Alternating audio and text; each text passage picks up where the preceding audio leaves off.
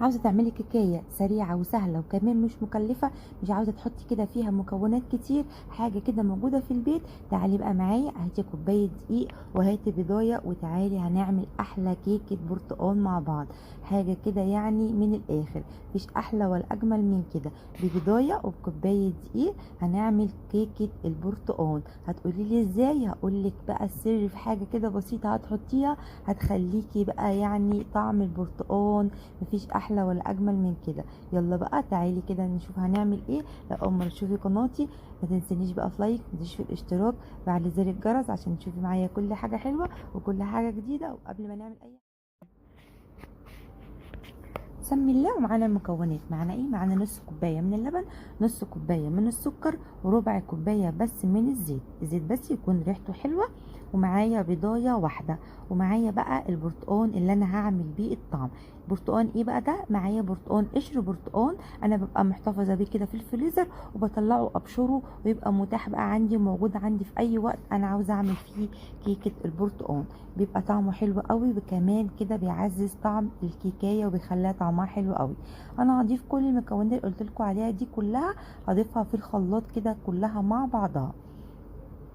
جبت السكر والزيت واللبن وكمان البضايه، وهضيف كمان بشر البرتقال اللي قلت لكم عليه. ضفت كله مع بعضه كده في الخلاط، وهضيف عليهم كيس من الفانيليا وهضربهم كده ضربه بقى كلهم كده مع بعض. تمام كده، انا ضربتها كده كلها ضربه في الخلاط. وهبدا بقى احضر معايا كوبايه الدقيق. زي ما قلت لكم كده الصينيه ديت هعملها بكوبايه دقيق وبس. جبت كده مج عادي من كوبايه كده الدقيق، وبدات ان انا كده انخله كده نخله سريعه. ومعايا كمان بقى ايه؟ بيكنج باودر، معلقه صغيره من البيكنج باودر، يعني حوالي نص كيس كده اللي هو الكيس البيكنج باودر. هبدا كده اقلبه كده تقليبه، وهبدا بقى اضيف الخليط بقى بتاع اللي انا عاملاه في الخلاط. مش هضيف اي حاجه غيره، ولا بقى ميه ولا لبن تاني ولا اي حاجه. بنفس المقدار اللي انا ضربته في الخلاط هبدا ان انا اضربه، بيبقى مظبوط. يعني المقدار بتاعه كده والقوام بتاعه بيبقى مظبوط حلو جدا زي ما انتم شايفين كده. قلبي تقلبتين كده بسيط بالمضرب كده، وهيبقى جاهز كده معايا خلاص. جبت صينيه ده عندها او رشيت كده معلقه واحده من الزيت، وهبدا ان انا بقى اصب فيها الخليط بتاعي.